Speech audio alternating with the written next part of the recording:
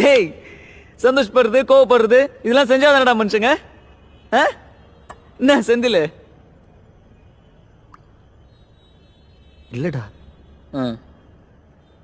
நீ ரொம்ப அதிகமா பண்ற. ஒரு மாதிரியா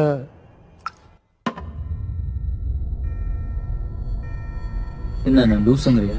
இல்லடா, நான் அப்படி சொல்ல. நீ கொஞ்சம் அப்நார்மலா.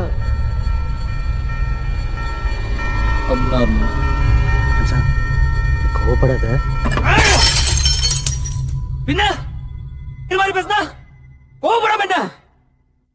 இல்லடா, அன்னைக்கு கூட நீ வயலண்டா. நான் எனக்கு தெரிஞ்ச ஒரு டாக்டர் பார்த்தேன்.